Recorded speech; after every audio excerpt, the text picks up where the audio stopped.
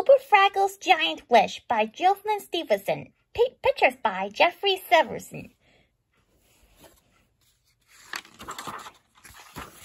Boober Fraggle peeked out of the tunnel. He was worried. How am I supposed to get to the trash heap where the big Gorg is waiting out there to dump me? Boober desperately needed some information, and the all-seeing, all-knowing Trashy was always happy to tell a Fraggle like Boober anything he needed to know. The problem was that the Trashy lived in a gigantic Gorg's gigantic garden.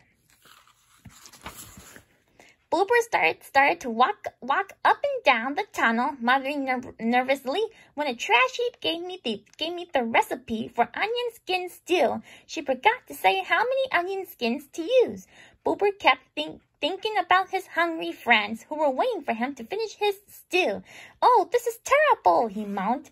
Just then, the enormous eye of Junior Gorg peered into the hole. "You still in there, Fraggle?" boomed Junior. Boober was so scared, his stomach felt as if he'd swallowed a boulder, and his heart was thumping so hard he could barely breathe.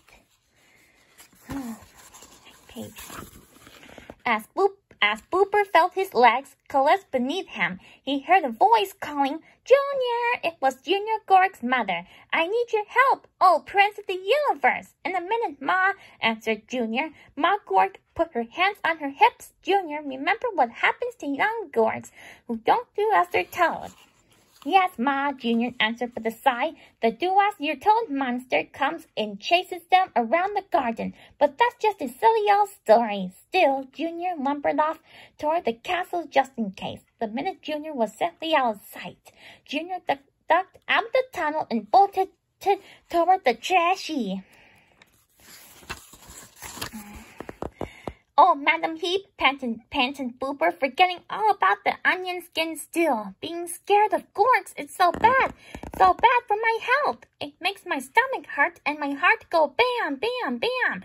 I wish I were bigger, huge even, then I wouldn't have to be so scared. I got just the thing," said the trash heap. She rummaged noisily through her tin cans and orange rins and pulled up an old fork.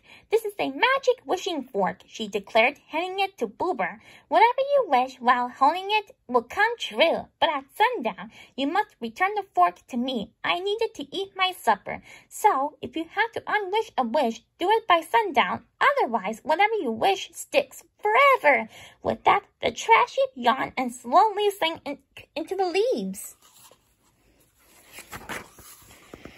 As Boober walked back toward Fraggle Rock, he thought of all the different wishes he could make. He was thinking so hard that he didn't see Junior Gorg, but Junior Gorg saw him. "Fraggle!" shouted Junior. Boober froze, then he clutched the magic fork harder. I wish I were as big as you," he whispered. The next thing Boober knew, his wish had come true. "It worked," Boober gasped, looking at Junior eye to eye. "I'm as big as the Gorg." Junior Gorg stared back at Boober. At first he looked puzzled, then he looked surprised, then he looked downright scared. "Oh no!" he shouted. It's the do-as-you're-told monster!" Meanwhile, back at Fraggle Rock, Gobbo, Mogi, Rad, and Wembley were waiting for their friend Boober to return. "What's taking him so long?" asked Rad, rubbing her stomach. "I'm starving." "Maybe we ought to go find out if he needs help," suggested Mogi. "Well, if it's the fastest way to get dinner, let's go," said Gobbo. So the four Fraggles set off toward the Gorg's garden. When they got to the opening to the garden, Gobbo peeked outside. "Look!" he shouted. The other Fraggles crowded around the hole. "Is that Boober?" asked Mogi. She couldn't believe her eyes. "He's huge," said Red. "He's chasing the Gorg," yelped Wembley. Boober's shocked friends sneaked into the garden to get a better look. Gobbo sat down on the hard object sticking out of the ground. "I wish we knew what was going on," he muttered. Suddenly, they all knew the whole story. That's because Gobbo was sitting on the magic wishing fork. Boober had dropped it after he made his big wish. Boober, his friends all shouted together. The magic wishing fork. It's right here. Wish yourself back to your old size before it's too late. Too late. Red pointed to the sky. It was almost sundown. Boober turned and saw his friends waving their arms and pointing to the fork. They looked very, very tiny. I want to be small again. He called down to them. When I was small, I was scared of everything. It wasn't healthy, but that's all different now. He turned to Junior. Hey, Gorg, I'm not scared of you. Junior just crawled under the wheelbarrow. Oh, Mr. Do as you're told monster. I promise I always do as I'm told. Honest. Boober wasn't listening. He was too busy being big. Well, Gorg, now you know how we little Fraggles feel when your big Gorgs chase us, he said. Junior peeked out from behind the wheelbarrow. Wait a minute. You mean you're a Fraggle? He asked. I thought you were the do-as-you're-told monster. No, I'm a big, brave Fraggle, said Boober proudly. But I'm not scared of Fraggles, said Junior. Not even a Fraggle who as big as you. Boober gulped nervously. What's big got to do with it? You're a Fraggle, not a monster, and I love to chase Fraggles, no matter what size they are. Then Junior Gorg jumped up and lunged toward Boober.